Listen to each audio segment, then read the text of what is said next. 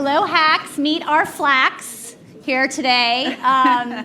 My name is Betsy Fischer Martin, and I'm the executive director of the Women in Politics Institute at American University, but I'm also a recovering television producer, having spent 23 years at NBC News, a lot of that time as the executive producer of Meet the Press, where I got to know these two terrific people here. And we wanted to provide this conversation. How many of you were at the Life on the Trail breakout earlier? Great, so you heard some great advice from reporters about dealing with press staff, and this is sort of the opposite end of that. So they may have stolen some of my stories, I'm just going to say.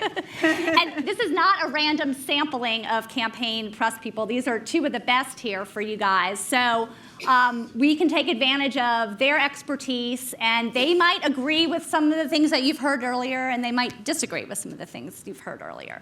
So I want to start just by going to the basics, and if each of you could explain, give people a sense of what exactly the press staff looks like in a campaign. We've heard of traveling press secretary. We've heard of regular communications director. So Jen, I will say as a matter of introduction, was in the Obama White House as the communications director there, deputy communications director in the first term, also was the chief spokesperson at the State Department. But her time on the trail was in the Obama 2008 campaign as traveling press secretary and in 2012 as traveling press secretary. So different, being a traveling press secretary with the sitting president, much different atmosphere than 2008. And Alex was with traveling press secretary with Tim Pawlenty for his 6 months of a race, so a little shorter of a road trip, but nevertheless. And then went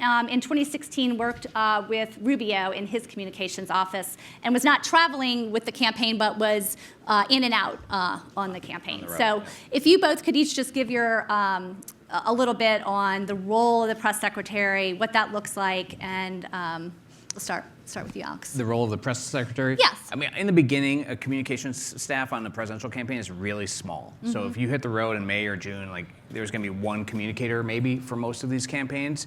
If it's a bigger campaign, maybe 2 or 3. And so they're all wearing a lot of different hats. Ideally, you're going to have a press secretary who is your primary point of contact and is the person who's going to answer questions on sort of a moment-by-moment, hour-by-hour, day-by-day basis. And then there's a communications director who is thinking about what's happening next week, next month, and they take more of a long-term picture. But because part of the long-term picture is rolling out news, handling big bad stories that are coming down the road, right, they end up working very closely with the press as well. Right. As the campaign grows, there's the booker, who is super important because if you want an interview, that's probably who you have to work with.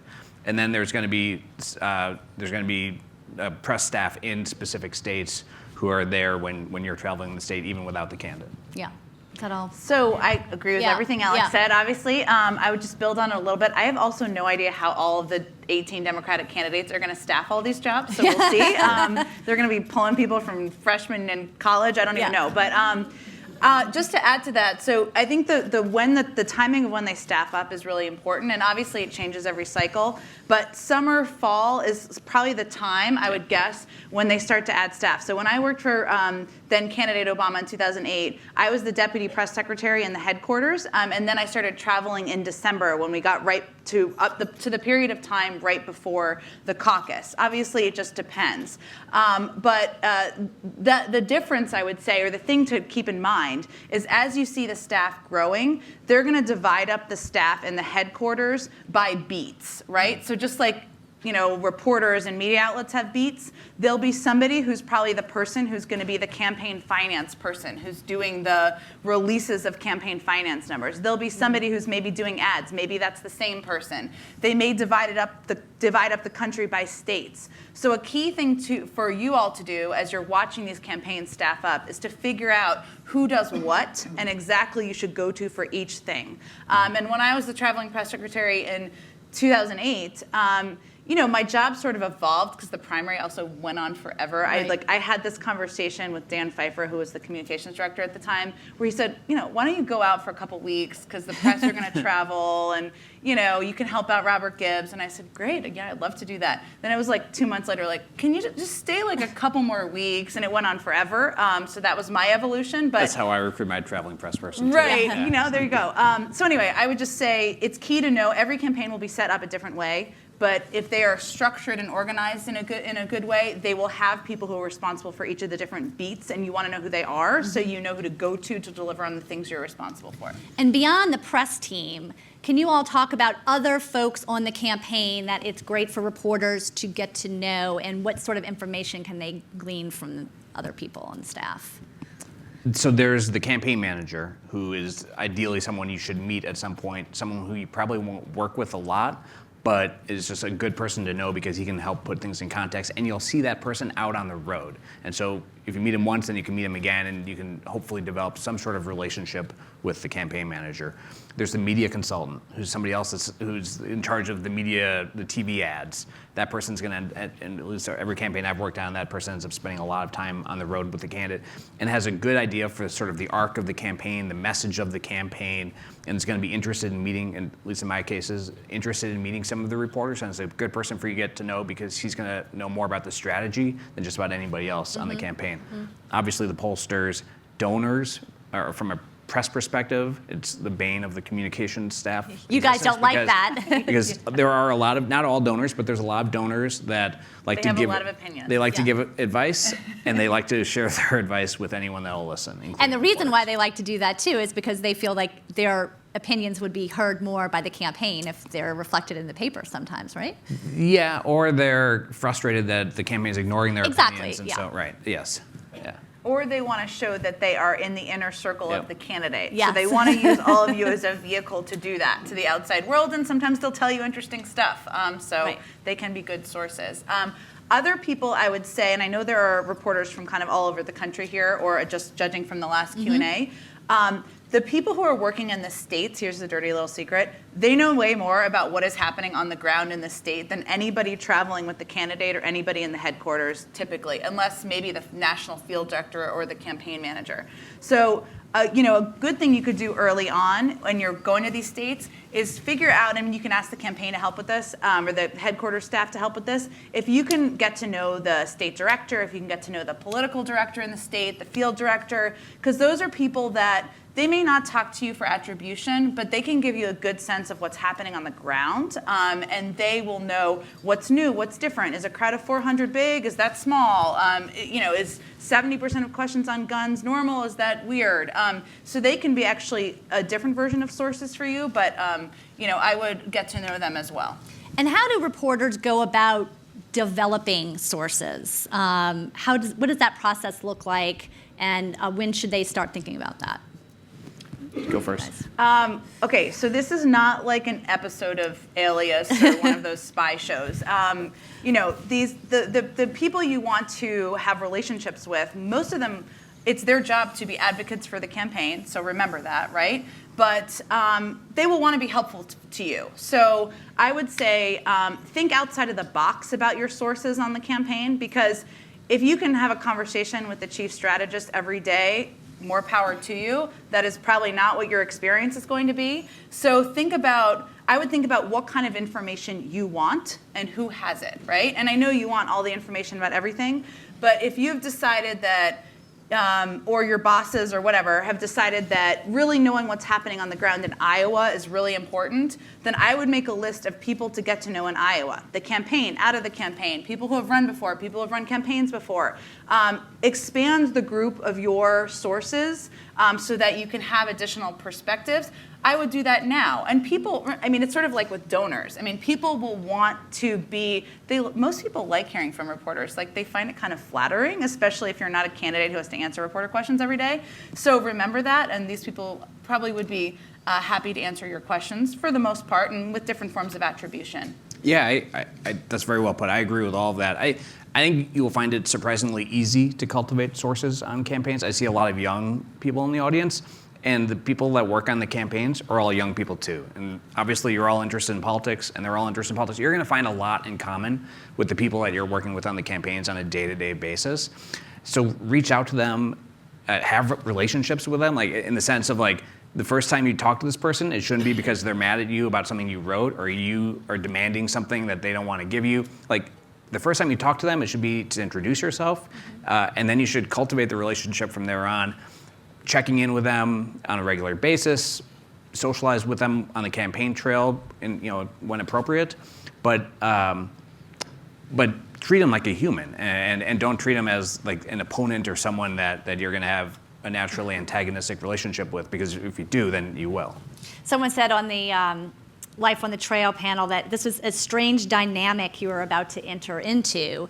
And talking in that sense about, like you mentioned, Alex, you're being friendly with somebody, but you're not necessarily friends with a reporter or friends with a member of the campaign staff. Talk about that difference between being friendly, cultivating a source, and thinking that there's a friendship there, because at the end of the day, you each have jobs to do.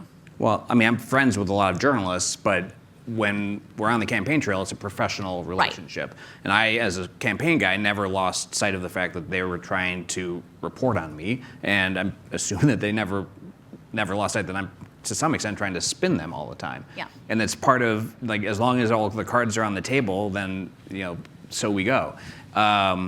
So I think as long as you're honest with each other and you recognize that as a professional relationship, it's not only appropriate, but it's the only way to do the job. Mm-hmm.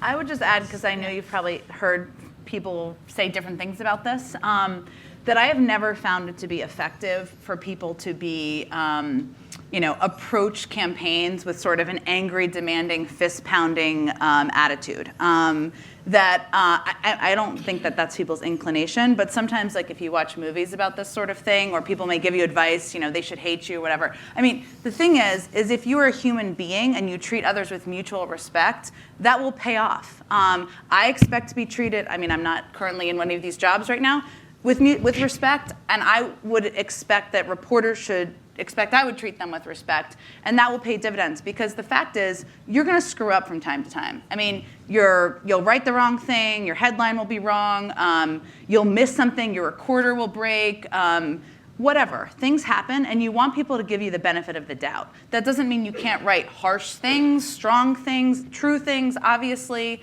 But if you are a human being in your interactions with the campaign, I actually think that pays dividends, and they will want to go a step farther to help you when you need help, I think. Give us an example of something that went well and maybe something that did not so well. So, I always remember Dan Balz is a reporter for the Washington Post. Probably most people know who he is, or they know him.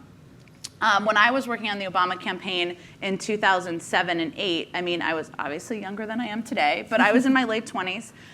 We went on a trip to a foreign trip, which was sort of insane. And it was a little insane when we were there. And part of the trip, we were in Israel, we were in Sderot, and there was a pool, right? So you didn't have all the reporters with you. Something was transcribed the wrong way, and the first headline that came out from the reporting was wrong, and it would have caused like a national security incident to the degree you can as a candidate.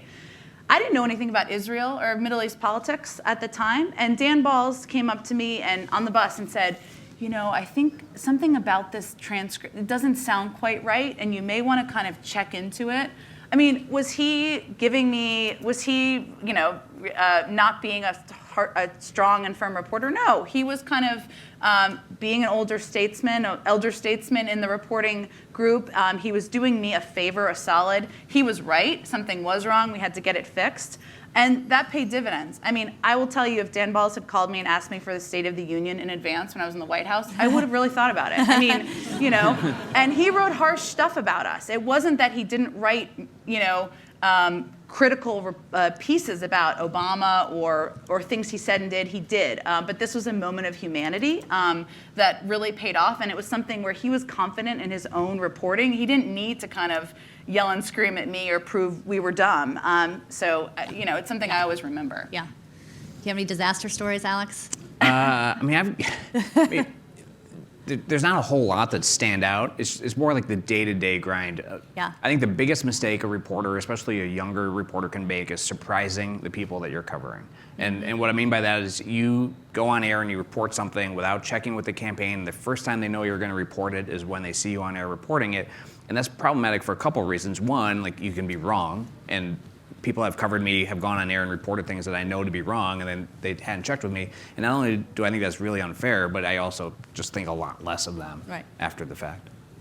So what about that thinking a lot less of them after the fact? I mean, if you burn a source, if you do something like that, what kind of implications does that have for reporters? If you are not fair, if you play dirty, if you look in the short term and not play the long-term game, when your job is to actually cover a particular candidate? Well, I don't think there's very many reporters that do that because they don't last very long. Right. Like, that is not a successful way to you might get a quick hit, but long term, look, these presidential campaigns are really, really long, and you're going to write hundreds of stories, and it's very rarely is it worth burning a bridge simply to get one headline in the middle of the summer, well before anyone's voting. So it just doesn't happen that often. When it does happen, or if you feel like this reporter is just repeatedly not writing fair coverage of you, like there's ways to make their lives difficult, and I'm not above that. Like you make or you just do little things. You make sure they don't get questions. They get the fundraising numbers a little bit later than everybody else does. Which is I realize is petty as I say it, but it feels good. So, there is a difference between being not fair and being tough, right? Right. Yes. And yes. You all have a respect for journalists that are tough and are doing their job, a healthy respect. Now, you may be part of your job to, when you see that tough story, pick up the phone and start screaming your head off at said reporter.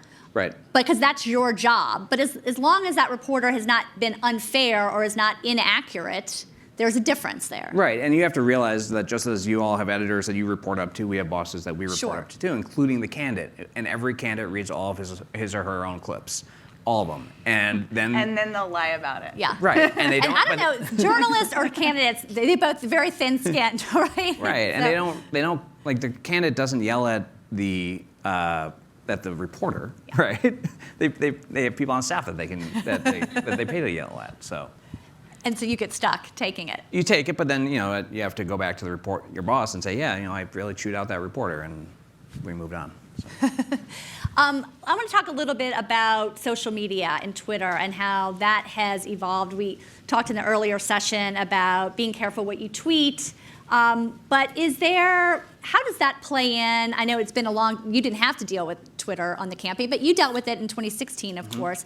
How does that play into the issue of responsibility and reporters tweeting out opinion related? So how closely do you all pay attention to reporters' Twitter feeds? We monitored, so I worked in 2016, 2012 with TPAW, and then in 2008 I was at the RNC. Yeah. I was the press secretary, so I did 3 of these. Early Twitter. Yeah, I signed up for Twitter like a week after the election in 2008, and I was one of the first people on, I think. And so, by 2016 it was like everything is so much faster now than it was even 8 years ago. I know reporters are under pressure to report and feed content constantly, but it puts a lot of pressure on Flacks to have answers constantly and to respond much quicker than we ever had to respond before. I think the biggest problem with Twitter is it's very hard to capture context on Twitter. And so, for example, a tweet that I remember, and it really hurt our campaign's relationship with this reporter, but he got to an event early and stood in the back of the room and took a photo and then posted it, and he said something like, not a lot of people at this Rubio event. Well, no, because it's like 45 minutes before it's going to start, and like the ballroom filled up, but of course that tweet went viral. And he did a follow-up tweet with like, here's the full, but from our point of view, like the damage was kind of done. It's hard to put toothpaste back in the tube. Right. Yeah, I think even though Twitter was more a scenario in the second Obama campaign that I did than the first, but I think it kind of runs the risk of what existed before it, which is like there's this like cult herd mentality that happens on campaigns with the traveling press corps that can be to the benefit of the campaign, to be honest, at times when there's something that the campaign wants people to cover, and so they're kind of everybody's following, and nobody gets out of the bubble. And Twitter does something similar, and sometimes it's to the detriment of the campaign, right? But I think the important thing to remember, there was this interesting piece in the Times this week about like the Democratic electorate. I'm sure many people saw it, and who's on Twitter. Right, we talked about that earlier. Right, Yeah. the conversations happening on Twitter are not the same conversations that are happening in Iowa, in rural Iowa, where people are voting and their votes are going to, determine who the Democratic nominee is. But sometimes for the campaigns, they're not going to point that out to you. So I think it's important. This herd mentality existed long before Twitter. I just think this can exacerbate it more because people will just be addicted to their phones and on Twitter and not kind of looking around and realizing there's more protesters than there are people here or whatever. So I think that's the risk. Yeah. So everybody here wants a scoop. So if you all in the campaign have a scoop to give out, what is the thought process in who that goes to and why? What are those factors? So I would say a couple things. One is the more specific you can be about what information you want with your point of contacts on the campaign, the better you will be. I mean, if the main ask you have to the press secretary, or the communications director, whomever, is I want an interview with the candidate, it sort of becomes numb at a certain point. Everybody wants an interview with the candidate. Many people will get them. If your specific thing is, I really want to know, when you're going to go on the air in Ohio, that is a specific ask, a specific scoop, and something that is a good scoop. And if I'm on the campaign, I'm going to remember Sally really wants this Ohio thing. I want to help Sally. No one else is asking for it. Why don't we go to Sally first? There are lots of things like that can be interesting moments and developments in the campaign. So I would figure out yourself with your bosses, like what are the things that are good scoops for your specific beat? Is it fundraising numbers? Is it campaign ads? Is it personnel? What is it? And be specific from the beginning about it, know who covers that internally, but also tell them what you want. As opposed to just, hey, give me something. Right, because everybody's tired and they're like, oh, okay, exactly. Yeah. It's hard. Yeah, do you agree with that? 100% agree with that. I would say most of the scoops that we gave out were strategic. Yeah. So, we're going up in New Hampshire, we're going to give it to WMUR. Sure. So, I think just being realistic that you're not going to get every scoop, and it's not because the campaign doesn't like you, it's because your audience is not. It's not the best audience for that particular news item. Yeah. Now, I know you would hate to contradict Ben Smith in any situation, but he said earlier that sometimes campaigns are more likely to give you a scoop if they're scared of you. True, false? I think that is, A, it's false. But B, it's also very ironic of Ben to say that. Because Ben, I never feared Ben when he was reporting on me. No, we actually like Ben. Yeah. So I think he's giving everyone bad advice to help BuzzFeed or something. No. Yeah, I agree with that completely. I will say that you do think about obviously who the audience is, and that's a huge factor. But you also think about kind of who's done their homework and has the context to report this in the right way. That's right? exactly right. And so. If I were any of you and knew who I was going to be covering a lot, or you can look at the polls and all of that, I would be kind of reading every book by every candidate. I'd be looking at all their op-eds. I'd be looking at what their chief strategists have said and written. If you're an informed reporter, you're going to be more appealing to the campaign because they're going to know you're going to write it responsibly, not unfavorably. I don't mean that. I mean you're going to know the context of where they've been on an issue, where they're going, and why, and that's very appealing for candidates and campaigns. Yeah, and I think the same thing goes for interviews, right? I mean, the worst Sure. thing is to have a candidate do an interview with a reporter that doesn't know what they're talking about. Yeah, look, I found, and I know the world is constantly changing, but when I was in the White House, which is not on the campaign, we made this big case to media outlets that they should do some issue-focused interviews, and that Obama specifically, every candidate wouldn't be their thing, would be great if you could dive down on an issue. If I'm working on a Democratic campaign now, Trump is not asking for my advice, so I would say if somebody comes to you and they say, we're doing a healthcare interview. We want to do a healthcare-focused interview, and we'd love to sit down. That's what we're going to focus on. Maybe we could negotiate a few questions at the top about news of the day, whatever. That's appealing. So, I mean, think about like what they're looking for and what is appealing to them. You don't have to agree, it's mutual agreement, but, be a little more creative than we just need access and we want an interview, because that's what everybody's asking for. What other factors, you mentioned negotiation, what other factors play into a negotiation? What is negotiable? Like airtime, I had one network last cycle who was very frank with me. They were like, this is how we're covering the reporters. If you want to get Marco on air, this is what we need.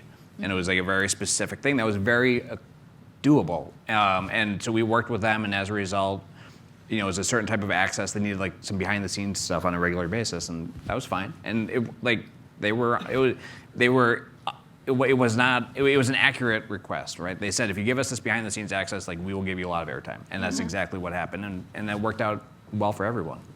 But it's what you need and what they need, and so kind Right. of coming to those 2 points together, right? Right, just having the conversation about what you need to do your job, and then expecting that they'll work with you. I mean, they want you guys, like every campaign, especially in like the Democratic field, as crowded as, like they're all desperate for news coverage. Yeah. And so they, I think, will be very amenable to what you need to get them actual coverage. Well, and then there's the leverage capabilities that come into that too. Somebody like Donald Trump, back in 2016 was allowed to call into the Sunday shows because at that time he was the front runner. And when you're the front runner, you can sort of pick and choose off of your menu of things that you want to do, right? That's very different than if you're at the bottom of the polls. Or even in the middle of the polls, right? Yeah. So everybody's worst case scenario is the competitive scoop that somebody else has gotten, and your desk or your boss is calling and say, we need to match that. What is that process like, and do you get incoming, and how do reporters, who do they need to talk to match things on the campaign, and what does that look like? I mean, you're gonna flood the zone. Yeah. And I'm gonna tell you it's really annoying, but that's That's probably what happens. Yeah, your cell starts blowing up. To say, like, yeah, I mean, if you work for a network, there's gonna be a bunch of you guys covering the campaign, and if something happens, like a bunch of you, your editor, your producers are gonna ask you many of you to try to track it down, and many of you are gonna email the press secretary, and it's annoying on our end, but. I've worked on three presidential campaigns, and I don't anticipate 2020 being the one where the networks say only one producer is going to reach out to one person. Not that coordinated. Right. No, yeah, that's true. I mean, in that scenario, if you're under pressure to confirm something, there's a couple spokespeople. This is when it becomes very helpful when you know who does what, and who to go to. Right. I would be surprised. I mean, I think a lot of things will be confirmed over Twitter now because it's just easier and more sanity-inducing for the campaigns too. So hopefully that will help all of you. But there are going to be moments when another network or another outlet gets a scoop and you don't, and that sucks. And you'll probably be yelled at, and I'm sorry about that. And I experienced that too when you're traveling and you see kind of reporters who are day in, day out, and they get a call from their boss like, why does this other network have it? So that will happen, but that's another reason to be specific about what you want to. And just explaining, like being transactional about it, explaining to the campaigns or your context of the campaigns, like why you need it. So, if you're covering something that the president said on the evening news that night, and like you can go to the candidate and say, I really need some video of the candidate talking about this if you want to get on the evening news tonight.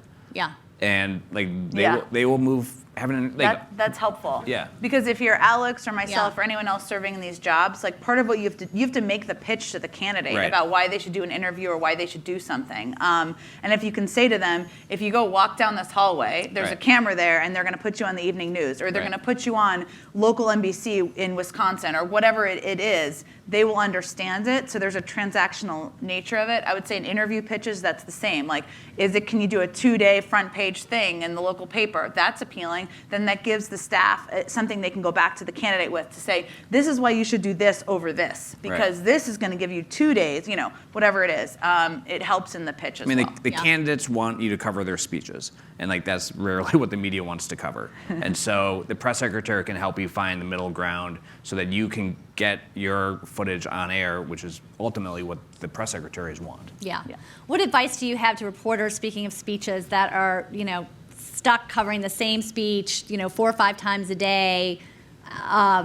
What can they get out of that, and how can they get out of just doing the speeches? And what advice do you have of when to listen for what? So I would say, it is hard. I'm not going to sugarcoat it. I would say there are moments when the candidate will say something different, and that's why you listen to the speeches 5 times a day. And the campaign is not going to tell you when it is, and they will hope you don't hear it. So that's just to remember. And sometimes, I mean, I remember in 2008, Obama said something about lipstick on a pig. This was a whole controversy at the time. Yeah, I was the one that pushed that. There you go. See? Yeah. Okay, thank you. But, you know, that was off the cuff. Typically, as the day continues, they are more likely to say something that is off the cuff. So that's to watch out for. Yeah. Though I would say, I mean, I know it's a little tricky with pens and press and, you know, people not liking the press and all of that these days. But if you can get out of the bubble, and if you can even work out something with your other embeds, you know, they're going to listen, or other reporters covering, they're going to listen to something. You're going to go interview people. So your own mini pool. Your own mini pool. Yeah. You know, talking to people in the crowd, whenever you can, is probably going to tell you a lot more than listening to the same stump speech, although there is that every moment where they say something crazy and you have to be listening for it. But the lipstick on the pig is like one of my favorite stories. Like, but because with technology today, like there are guys like me and opposition, like rapid response people all over DC watching every live stream of every event. Like you might not be paying 100% attention to the video you're pulling, but like somebody is being paid to watch it very closely and see if there's any news in there. So like you should have a relationship with that person. So like if you're covering a Democrat, like have a relationship with the RNC rapid response people because they'll watching. They'll tell you and about the lipstick on the pig. Yep. Yeah, it was like using like the Media Matters, for example. They're watching nonstop things going on. Right. So like I'm not saying you get the news from them, Right. But have those relationships because they can flag things for you that you might otherwise. Yeah. They will flag things for you. We were talking about spin a little earlier. How can reporters spot when they are being spun in a big way? And give us a story of when you've had to put lipstick on a pig and spin something that you didn't want to have to spin. Well, you know, obviously it's not my favorite story, but Marco had a bad debate performance in New Hampshire, as you probably all remember, and then it was my job to go out to the spin room afterwards and that was the Chris Christie murder suicide. Yeah, exactly. Yeah. So you know, I had a job to do, and like I went out, and you know, I think Dan Balls was like, "Really, you don't think that was that bad?" And I looked at Dan, and I was like, my message, and repeated whatever the talking point that I was most comfortable with, and that that sucks, but that's part of the job, and that like you can tell when if you're with the candidates on a regular basis, you're gonna know when things are going poorly because like the spin won't be quite as enthusiastic. Yeah, my story is also about a debate. Debates are sort of what you dread as a campaign oftentimes because you just don't know how it's going to go. And then when it goes well, it's like a natural high. But after the first Obama-Romney debate in 2012, which was not good for our side, the next morning had to go do a bunch of morning show TV, and one of the shows I had to do was Fox, which is not a fan of Democrat, and I remember the producer saying to me, "They're vipers, you go get them up there." And I was like, okay. And it was also like 30 degrees in Denver, so like the whole thing was. But Kim, you will see these staffers. You are a good soldier when you're a when you're a spokesperson. You're gonna always say like, "Yeah, it was tough, but like he's got his head high" or whatever, and they're gonna say that. That's not the story, right? You can say that's what the campaign is saying, but I remember it being very telling because you can also watch how the candidate is, and Barack Obama is very like even keeled, and I remember that day he was like. I think people say, how you doing? What's going on? He's like, I'm great. It's like, oh God. Oh God. What's wrong? You can kind of feel things out from just seeing the body language on the campaign and kind of how people are interacting. I will say though that when you're on a campaign, rarely is there like a mortal wound that kills the candidate or kills the their prospects. Well, I mean, Rubio was probably. we recovered really? But we came in second in South Carolina. Okay. We got Nikki Haley's endorsement after that. There are raised a lot moments of when it money. comes close. Okay. But even in the campaign, if you've been through a lot of these, you do kind of pick yourself up, and Right. so it's not. You can move on quickly. It always looks better in the morning, I will say, but Yeah. or 2 days later. Yeah. But you also when things are going badly is when the campaign starts to break down. Right. You'll see different messages all of a sudden. People that used to all say the same thing, all of a sudden the candidate's saying something a little bit different than the spokes guy did in the spin room the night before. Yeah. So we're about ready to do some audience questions. So if any of you have questions, please line up at the mic. Before we do that, I just want to ask each of you to give your top 2 tips for reporters covering the campaign they should think about. The first one is no surprises. If you're going to report bad news, let the campaigns know, give them a chance to respond, and not only is your story going to be better by having their perspective, but they will be less upset about the bad story that you're reporting if you give them a chance. The second response is just recognize that it's a long campaign and don't burn a bridge early on for a quick hit, because it will make it. We're in the relationship business, and if you ruin a relationship early on, it's hard to rebuild that. So over play the the long game. Yeah. Jen? My first one is very practical. It is power, snacks, and shoes. And what that means is if you are traveling with a candidate or it's just a couple days, wear sensible, comfortable shoes, because you're going to be running after them. They do sort of gaggles everywhere, or maybe they're talking to a group in the rope line. So you want to be able to run around. And also you don't want your feet to hurt after the 6th rally. Yeah. The second is snacks, because sometimes the campaign feeds you and sometimes they don't. I would say more likely the latter. So have lots of snacks in your bag. And the third is power, and what I mean by that is charging devices. If I were all of you who are going to travel a lot, I would have every Mophie device and I don't know, solar powered chargers, whatever there is today, with me, because not having power on your devices will prevent you from doing your job. And then just in a more broader thing, I would just piggyback on something Alex said earlier about kind of getting to know people. So even I would say, including with the candidate, when I worked for Obama, and there aren't that many people like this today, I would say, but he was already sort of a little famous. Because he'd given this speech. And we never had time to do kind of off the record dinners or off the record, and we should have done that, advocated to do that more. But I think the reporters also should have allowed for that more, because they didn't really know him. It took a while to get to know him and know his sort of ebbs and flows and emotions and who he was. And I think that was a disadvantage. They did get to know him. But that's the same case with senior strategists or state directors. It's not don't ask them on the debate day, but if there's a low-key day with some fundraisers, that's a time to see if you can do the work to organize the group of traveling press, to say, hey, we have 10 people going to dinner. Can you come to dinner with us? And that's how you get to know people, and that pays off dividends as well, because they'll see you as human beings. Great. Okay, questions. Can you introduce yourself? Hi guys, I'm DJ Judd from CNN. Thanks for doing this. I have a question for a lot of us. This might be the first time we're really covering a campaign out on the trail. How would you advise we reach out to comms staff and maybe even campaign staff that aren't on the comms team and get them to take us seriously and reach out to us about stories or releases or stuff that they might not be releasing wide but might be giving down to certain journalists, especially when they've got existing relationships with perhaps reporters at our organization or other organizations that aren't covering that beat anymore, and Good that question. they're giving that stuff to them? I was going to say, it's their job, right? It's their job to meet with reporters, just like it's your jobs to meet with potential sources. And so I will say this, I was always surprised by how few reporters would reach out to me asking to grab coffee, to come by the headquarters to introduce themselves. Because I never turned one down, and it was never the last time I ever talked to that person. I would recommend, whoever you're covering, figure out a way to get to their headquarters and go in and ask to meet the communications director, and while you're there, ask if there's anyone else you could meet, and shake some hands, and then follow up over email.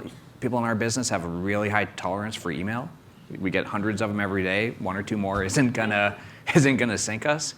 So just reach out on a regular basis, but don't reach out being like, I need this, I want this, can you respond to this? Just reach out being like, just something a little bit softer and easier for them to handle. Yeah, I mean, look, you already have a good platform to reach out from. I mean, you work for a network and you're covering the campaign. It is their job to meet with you. So you should, what I would recommend, definitely try to meet in the headquarters and meet them face to face, is come with a couple questions, like, who's doing what? How do you want to be contacted? What are things I should look out for? This is all off the record, right? Mm-hmm. So like, who are outside people I should talk to? Some things so that it's like a information gathering thing for you as well. But seeing people in face to face, and I would say, yes, ask who you can meet with, but ask if you can do a tour of the office and like shake hands with people. And that will be huge, pay dividends for you later. Here's the other thing that's totally right. Like you're not going to cover policy.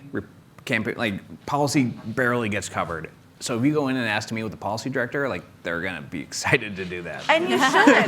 So that's an easy person to meet. And you should, because also those people are really smart. Yeah. But they can explain things to you. As things go on, it's like as everybody has different versions of Medicare for fill in the blank, you can call these people and say, what does this mean? How's this different from yours? And they would love to do it. And those are really great contacts to have as well. Thanks, guys. Thank you so much for this very helpful panel. I'm Krista Case Bryant. I'm with the Christian Science Monitor in Boston. And I was just wondering to what extent it sort of factors into your decisions about granting access, how many readers you're representing. And if a particular organization doesn't meet that bar, what else can you do to try to get some original reporting from the campaign itself? I don't think the numbers matter. I think where they are and who they are matters. So, we gave a lot of attention to really small newspapers in Iowa and New Hampshire, South Carolina. If you're not in one of those early states, like at some point your state will be relevant. And if it's, so that's one. And then two, like, I think if you focus on something other than what everyone else is writing about, and the campaign is, and you have an angle for why the campaign will be interested in talking about that is a very unique pitch. And if it's something they actually want to talk about and nobody else is asking about it, like they're going to talk to you no matter how, no matter who you are or how big you are, because for them it's like, well, I can get a good story about this issue I want to talk about, which is something we can send out to the press.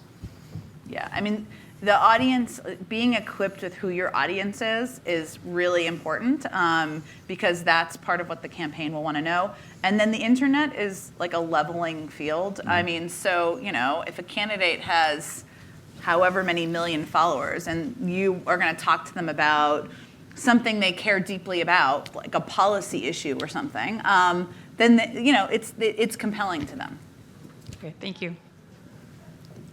Zach Udak from CBS, and I'm just hoping you guys could talk a little bit about your process when you know a big, bad story is coming about your candidate, and particularly if you get a call from one of us for comment, how much time we have before a press release is going out, putting your own narrative on it.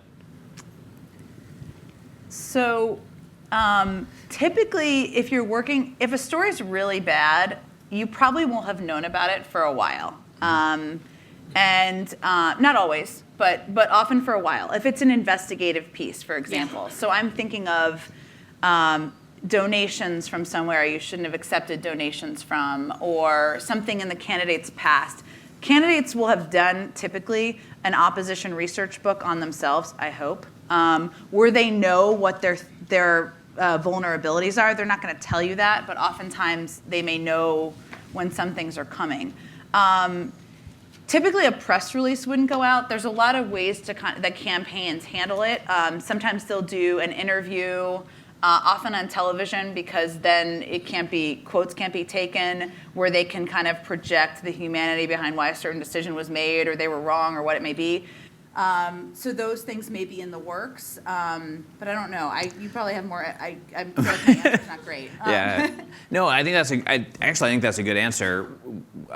So, for an example, when Marco was running for president, when he'd run for the Senate, there were a bunch of questions about his personal finances that we knew was going to be an issue. And so we, like I think most professional communicators, are big believers in, like, if you have bad news, you want to get it out on your own terms. And so we worked with a reporter in Florida, Mark Caputo, who's at Politico, who had covered this before. He was familiar with it. So we worked with him on a really deep dive into, like, Marco's finances, and, like, that's how we got the story out. And it was fine. Like, the story ran. It was a tough story, but everything was fair. We kind of viewed it as the end of that story. And I expect clearly, like, Warren tried to do that with her Native American thing a couple months ago. Like, you'll see campaigns try to do this, some more successfully than others. But to Jen's point, like, I wouldn't be afraid to call a campaign because you're working on a bad story and you're worried that they're going to, like, send out a press release blowing it up. A, that's really, really bad form. But B, And like, also like bad strategy. and B is bad strategy. Yeah, but sometimes what has happened too is you call, you've got a scoop on a bad story, you call to get a quote, and then the next thing you know, the information is fed to another news organization, a competitor, Right. with a better spin on it. And I'm sure you guys have never done something as horrible as that, but it happens. No, that does happen. Yeah. The only time I ever did that, it was actually to Ben Smith. Ironically. Ben, is he still here? No, I did it because I didn't know I didn't know it was one of Ben's reporters was working on a story about Rubio, and we didn't know who it was. All we knew was that this guy was going around asking questions about Marco's past in Nevada, of all places. And we're like, well, we actually knew what the story was, and we're like, well, we're going to get it out. before this reporter, who we didn't know, if the reporter had called me up, and Ben accused me of, like, doing that, so, his reporter never called me. So I didn't, but otherwise. But sometimes reporters can be hesitant to call because they're worried about they're worried about preempting that and giving you a heads up, and then you toss it out somewhere else. Yeah, but I would say most humans on campaigns, if you are transparent in what you're writing about, and you are transparent about what the problems are, and you give them ample time to give responses, and they know it's going to be a crappy story, but it's fair, it's far less likely they're going to try to go around. Now, the story may come out on a Tuesday morning, and they may have already scheduled an interview for their candidate that Tuesday, but that's not bad for you. Right. So, some of it is in how you interact with the campaign, and whether they feel like you're being on the level about it, even if it's a completely terrible story that they can't change. Great. Hi. Hey, I'm Asher Klein with the NBC O&Os. You guys talked a bit about how the fast news cycle is annoying, which is annoying for us too. But I'm wondering if you guys have any thoughts on how it's changing campaign strategies. Yeah, I mean, look, I ran against Donald Trump, so we ran what I thought was a pretty modern campaign, and it turns out we were running a very old-fashioned campaign compared to what he was doing. I think the biggest thing is that and I think you'll see this now, like, there's a lot, you expect the candidates to do a lot more of the communicating themselves, be it through Twitter, be it through videos. Like, they are much more their own spokespeople than I think they were in the past. The second is, like, cable news is, like, all politics all the time, which it wasn't before. And so I think more of the campaign plays out on cable news. And then third, and this was a big change, I think it's a huge benefit to everyone in this room, but it's a challenge for all of us, I think, is that the amount of interest in, like, the amount of media attention paid to the presidential campaign is so much greater than it was ever before. During the Rubio campaign, every single day we tracked impressions on our target universe. That is, if you were a likely Iowa caucus goer, how many times or how much were you hearing from each campaign? And were you hearing it through the earned media, what do you guys do, or paid media, either digital or TV advertising? And there wasn't a day when the paid stuff came anywhere close to the amount of earned media mentions. Also, there wasn't a day when all of the candidates didn't get less than half the mentions that Trump was getting combined. Like, all of us combined were getting half of what Trump was getting every day. So that all said, it's really hard for these campaigns to break through because it's so crowded. And at the same time, the earned media is so much more important than the paid media used to be. Yeah, I would just add, I think some things are changing. And I'll just talk about the Democratic side, and obviously Trump in 2016 is its own unique journey of history. But if you look at many of the Democratic candidates so far, there is an expectation of access. I don't just mean by reporters, I mean by people, by voters, of what they're going to see and know about candidates, which is frankly good for all of you. Because if you look at people like, Beto O'Rourke, Mayor Pete, others who have done just countless interviews with so many different outlets, right? That's part of what's made them. And so there's this expectation of what they're going to know and learn, and the honesty of how they talk, authenticity of how they talk about things. That's changed strategy, because I think in the past there have been far fewer interviews candidates have done, especially in the beginning, and most of it has been local news focused, which some of it still is.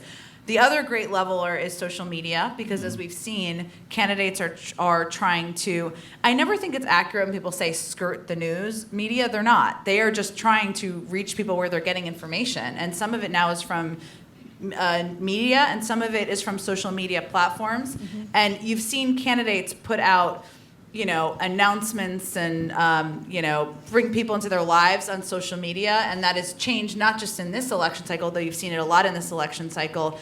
It has made people who, don't have like a 30-year resume and don't have a massive apparatus around them, kind of leveled them with people. So that's, I think, changed how people have thought about it and how they communicate.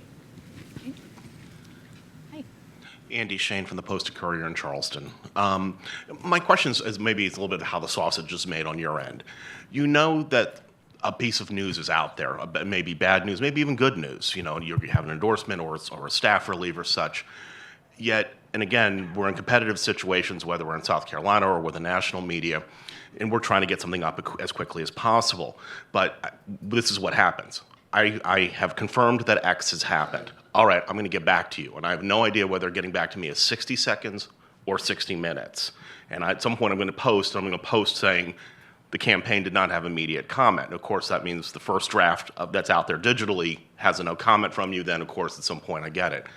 Why don't folks on your side of things, the Flacks, say, you know what, it's very likely today we're going to be asked about X, Y, and Z. Let's have these answers rocking and ready to go. So when that first draft comes out, it says, here's the news, here's the reaction from the campaign. It just always surprises me because, again, you can have an hour, 2 hours, and your voice isn't in that story, whether it's on CNN or in the Post and Courier. I think the easy answer is that we're just not nearly as organized as the press thinks we are. I mean, it's a miracle that we get to Iowa at all. So I think ideally we'd love to be in that first draft. Sometimes we have a rollout plan and we get your email and it blows up our rollout plan, and so we gotta tell people this news is happening now. There's an internal checklist that we're going to do over the course of hours or days, and instead we have to do it ASAP. And so understanding you're going to post the story before we can confirm it because we got to let our state chair know that this guy just endorsed us or whatever the news is. But the biggest thing is that we're just not that organized. I guarantee you most of the time it's because whoever you email, the comm director or the press secretary, has no idea and has to check and find out if it's happening. Yeah, I would just add that sometimes it's also they're dealing with 25 other versions of this, right? Where they have a list of things. Some things they know, some things they have to find out the information on. Some things rarely they need, to ask the candidate about or ask a senior strategist about. And so, I think it's just a matter of competing priorities sometimes and organization, but where you're just trying to survive and you're thinking, okay, I've got to get all this done by 6 o'clock. Here's my 25 things. And rarely do you know that morning what you're going to be asked at 3 o'clock. So it's if you do, then, you should have the statement, but rarely is that the case in my experience. The bad news takes priority. That's the other thing. The worst thing. Hi, my name is Beatrice Peterson. I'm a producer, reporter, and campaign embed for ABC News. My question is actually about Instagram Live. Certain candidates, such as Alexandria Ocasio-Cortez and the pop superstar... Is she running for president? Are we announcing that? Just kidding. Well, actually, I just wanted to talk to how she's been able to use it to drive policy. Cardi B as well. Mm-hmm. I just wonder, when you have people like Elizabeth Warren who go on Instagram Live to drink beer and talk policy issues, do you think that might be a fad or maybe a way that Instagram Live is shaping the culture right now in communications when it comes to candidates reaching out to people online. I mean, so this was new. Instagram Live didn't exist in 2016, so I don't have any firsthand knowledge with it. All I can say is that these new media, most candidates, most campaigns just don't know what to do with. I think AOC is unique because it's actually like comes very easy to her. It's like a natural thing to do. Whereas like as we all saw with Warren, not to pick on her more, but like that was weird. So I think clearly the campaigns, they want to embrace the new media because that's, to Jen's point, that's where the people are. But they struggle to do so because it doesn't come naturally to most of the candidates, let alone some of their campaign stuff. Yeah, and I think if you're working for a candidate, you have to the best you can, make an evaluation or judgment about whether something's going to come across as authentic or not. Look, that Warren thing was weird. I agree. But you have to try things out too, and that's I think what we're seeing with a lot of these candidates as well. They can't not be on social media, so they have to figure out the right way to do it. And you sometimes see some of the kind of wrinkles being ironed out in the early days, and I think we've certainly seen that in some of the things they've done on social media. Great. Well, we are, I'm going to wrap it up now because we are the last thing standing between you guys and drinks, which is never a good thing. So I wanted to have a couple of announcements. One thing I wanted to let you all know is that the slides that the pollsters had earlier are going to be available on the IOP website on Monday, I'm told. So if you would like copies of those, they will be there. We are going to have cocktails out in that main dining area. And in about 20 minutes, we will have a great conversation with Anne-Marie Lipinski and David Axelrod, Jeff Zeleny, and Amy Walter about the outlook. And we invite you to join in the happy hour. So thank you.